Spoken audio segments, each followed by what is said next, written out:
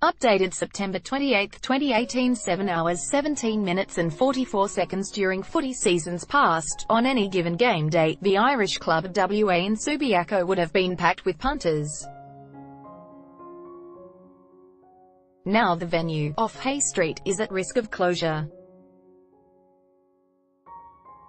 While other businesses have weathered the storm, the Irish club has been doing it tough since AFL games moved from Subiaco Oval to the new Perth Stadium at Burswood.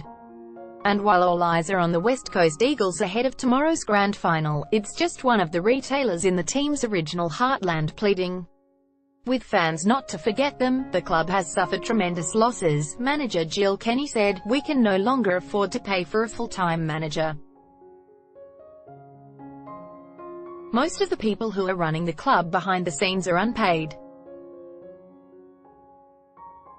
We're running on a skeleton staff. Ms. Kenny is a busy mum of two, but has taken on a volunteer role at the club in a bid to save it. How could I watch the club fall away right before my eyes when it's important to me and to us as a community, she said.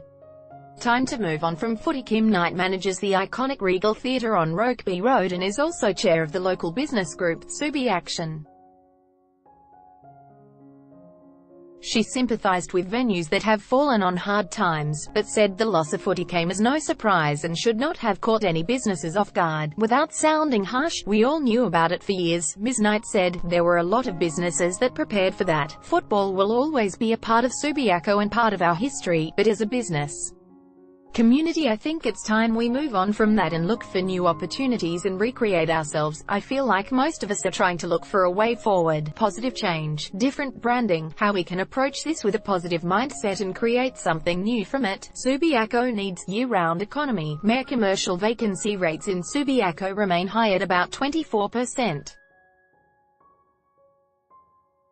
Subiaco Mayor Penny Taylor puts that down to challenging conditions for small businesses across the board, rather than the footy effect. Businesses everywhere are facing challenges, she said. They're challenges that aren't unique to Subiaco. She said the City of Subiaco Council is doing its bit. Next month it will hold a conference to help small businesses deal with disruption and embrace innovation. It has also introduced free weekend and evening parking and has cut fees for alfresco dining. Ms. Taylor is optimistic that Subiaco's retail woes will turn around, particularly with the redevelopment of Subiaco Oval and the construction of a high school nearby that enrolls its first students in 2020. Football in Subiaco was good for businesses for 20-odd days in the year, she said. We're going towards a year-round economy. We want businesses to thrive and bring people in every day of the week. The prospect of a new school doesn't offer much comfort for the Irish club. It's banking on support from the public in order to keep its doors open and wants footy fans to continue to pop in for their pre-game pint. It's important that we reach out now and get support from the community, Jill Kenny said. It can't get any worse, really.